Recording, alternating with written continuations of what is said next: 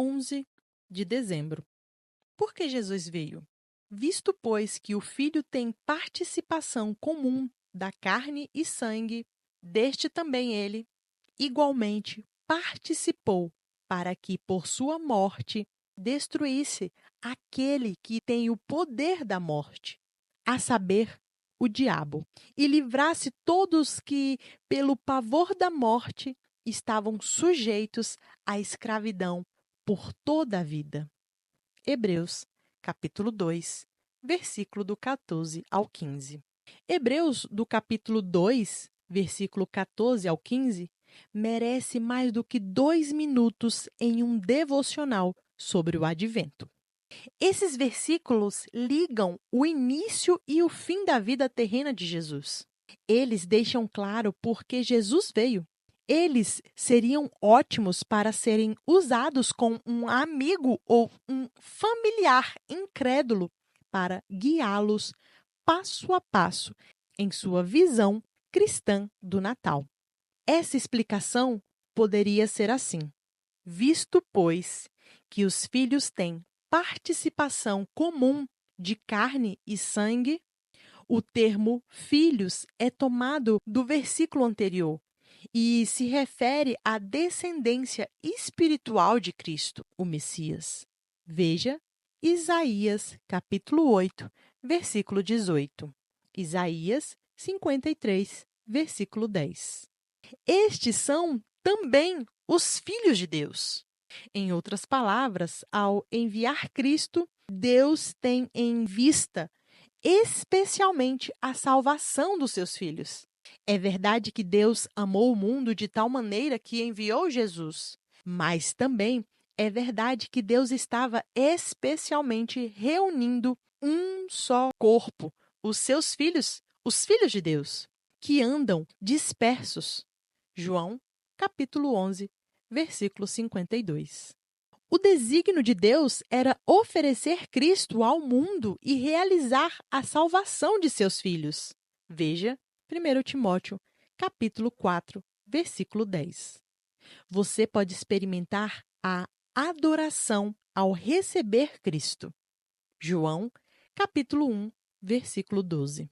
Destes, carne e sangue, também ele igualmente participou. Cristo existia antes da encarnação. Ele era Espírito. Ele era a palavra eterna. Ele estava com Deus e era Deus. João, capítulo 1, versículo 1. Colossenses, capítulo 2, versículo 9. Mas ele tornou carne e sangue e revestiu sua deidade com a humanidade.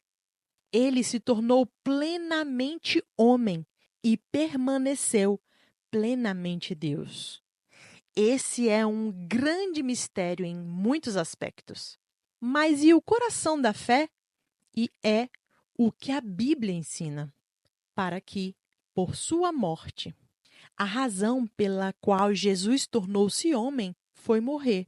Como Deus, ele não podia morrer pelos pecadores, mas como homem, ele podia. Seu objetivo era morrer. Portanto, ele precisou nascer humano. Ele nasceu para morrer. A Sexta-feira Santa é a razão para o Natal. Isso é o que precisa ser dito hoje sobre o significado do Natal. Destruísse aquele que tem o poder da morte, a saber, o diabo. Ao morrer, Cristo desarmou o diabo. Como? Ao cobrir todo o nosso pecado. Isso significa que Satanás não tem motivo legítimo para nos acusar diante de Deus. Quem intentará acusação contra os eleitos de Deus? É Deus quem os justifica. Romanos, capítulo 8, versículo 33. Sobre que fundamento ele justifica? Por meio do sangue de Jesus. Romanos, capítulo 5, versículo 9. A arma definitiva de Satanás contra nós é o próprio pecado. Se a morte de Jesus remove o pecado, a principal arma do diabo é retirada de sua mão. Ele não pode pleitar a nossa pena de morte, porque o juiz nos absorveu através da morte do seu filho. Ele não pode pleitar a nossa pena de morte, porque o juiz nos absolveu através da morte de seu filho, e livrasse todos que, pelo pavor da morte, estavam sujeitos à escravidão por toda a vida. Logo, estamos livres do pavor da morte. Deus nos justificou. Satanás não pode derrubar esse decreto. E Deus deseja que nossa segurança final tenha um efeito imediato em nossas vidas. Ele deseja que o final feliz, livre da escravidão e do medo do agora. Se não precisamos temer o nosso último e maior inimigo, a morte, então não precisamos temer nada. Podemos ser livres, livres para a alegria, livres para outras pessoas. Que grande presente de Natal Deus deu para nós e para o mundo.